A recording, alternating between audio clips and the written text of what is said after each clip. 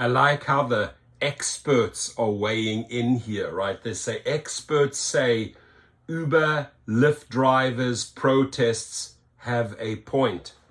Damn right we have a point. Why do you think we are doing this? Do you think it's fun to take the day off? Some did it in the rain. So we made a strong point there. But you know, they have a point. So let's find out what point we have according to these experts. Driving for Uber in 2017 because, as a single mom, she was attracted by the flexibility it offered in terms of allowing her to make her own schedule. True. At the time, the company took 25% of fares and was transparent about what it was taking and what Porras was getting, she said. She could drive a reasonable amount of time and make a decent living. Just a quick word from our sponsor. Oh no. McDonald's presents Burger Reviews by Hamburglar. Today's review, the classic Big Mac. Hamburglar. He said, there's more sauce in every bite. Don't buy McDonald's restaurants in this area. Not a good idea. Not anymore. In the wake of the pandemic, Uber has steadily cut driver fares, she said. To make as much as she used to in a day, she has to drive double the hours. And the translation between what her customers pay and what she earns is now anything but clear. This is financial abuse, Porras said. Porras is far from the only ride-hailing driver complaining about declining wages. On Wednesday, drivers in San Francisco and around the country gathered for protests and strikes against Uber and Lyft.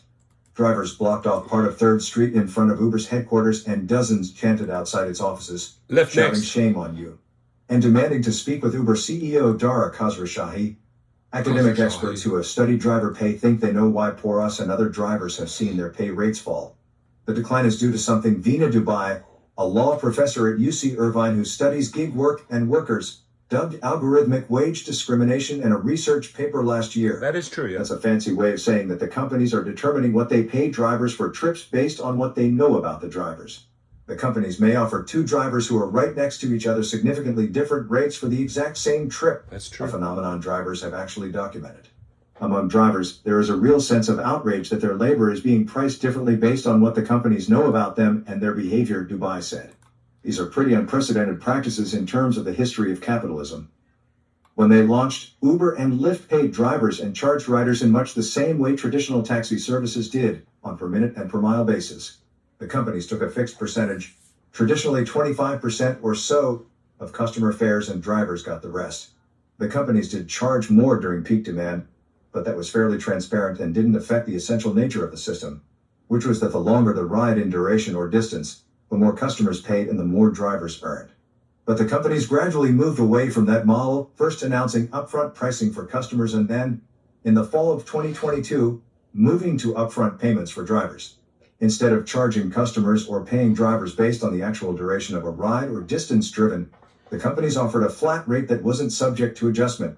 Although both companies say they include estimated time and distance in their driver payment calculations, they both acknowledge that they use other factors, too, including demand for rides and incentives that may be applicable to particular drivers.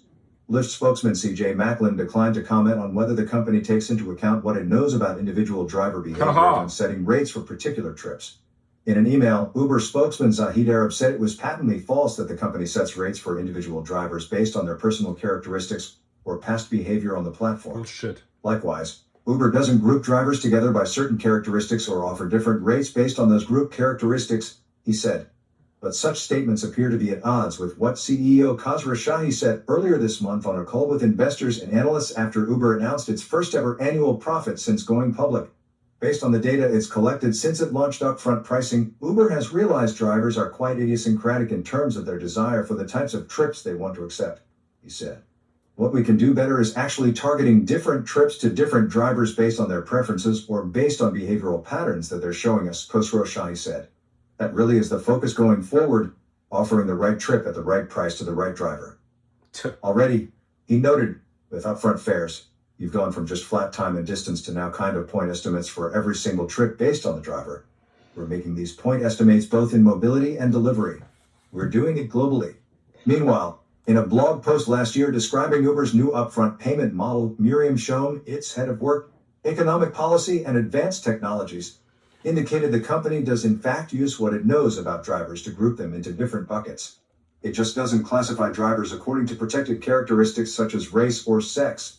In order to continuously improve the driver app and earnings offerings, we run tests of new features and models that may result in different fares for drivers across different groups, which are never based on protected characteristics, Shom said in the post.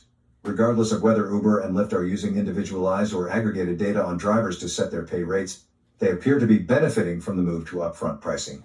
Uber's revenue from its taxi service was up 41% last year from 2022, and the unit's adjusted operating profit rose 50% to nearly $5 billion. Lyft sales were only up 7% year over year, but its annual loss shrank 79%, falling from $1.6 billion to $340 million. But while the companies are benefiting, drivers are losing out, researchers say. With upfront pricing, the companies have made it impossible for drivers to know their pay rate or to have any certainty about that rate, Dubai said. And there's the potential that the companies will be able to use even more personalized data, such as how much debt drivers are in or how much rent they owe, to determine what they pay drivers. It's kind of like a sci-fi dystopia, she said. And there's evidence beyond individual complaints that the use of such models is already affecting driver pay. The average amount of money Uber drivers earned per trip was down 12% in the third quarter of 2023 from the same period in 2022, according to Len Sherman, an executive in residence and adjunct professor at Columbia Business School who examined data from Gridwise, which collects driver pay information. Meanwhile, Sherman estimates Uber's take rate, its cut of customer fares, has risen to 40%. Dubai, who interviewed drivers for a research paper, and Katie Wells, a researcher at Georgetown who tracked a group of 40 Uber drivers in Washington, D.C. for 5 years, starting in 2016, have also found declining pay rates among the drivers they surveyed and interviewed. That drop they've documented has come even as other employers were boosting pay in the wake of pandemic-related labor shortages and as unions representing auto workers, UPS delivery drivers, airline pilots and actors won big gains in wages in their latest rounds of contract negotiations. To me, this is incredibly striking that while labor unions have scored some pretty major successes and the only question is how big a raise did they get, not did they get a raise, Uber and Lyft drivers, and they alone, are hit with a double-digit pay cut, Sherman said.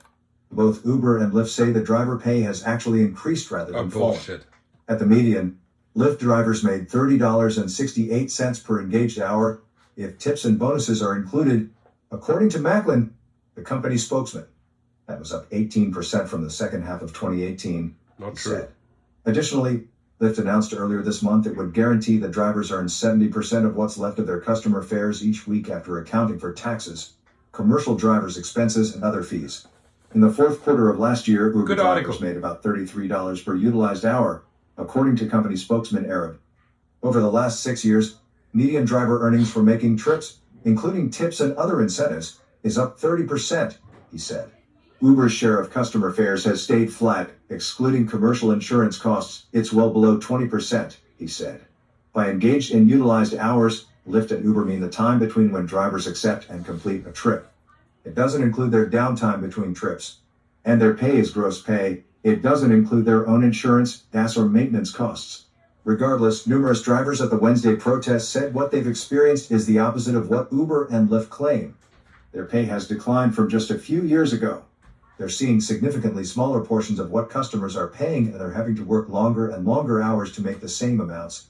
Mahmoud Al-Ghaim said he's seen examples in which Uber charges $45 for a ride to San Francisco International Airport, but the driver only gets $16, or rides for which it charges the customer $60 and offers to pay drivers $17. It's getting out of hand, said Al-Ghaim, who's been driving for Uber for 3 years. So the cool thing is they're quoting, several experts in the field. I should have perhaps watched the article or heard the article first, listened to it. It's good.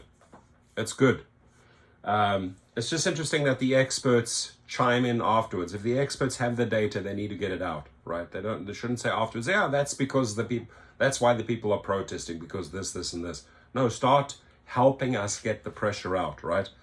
That was a great thing that Len Sherman released 2 big Forbes articles, and Alina Dubal, she's been very vocal in the past, is keeping on supporting us. So thanks to those experts, and leave your comments, please.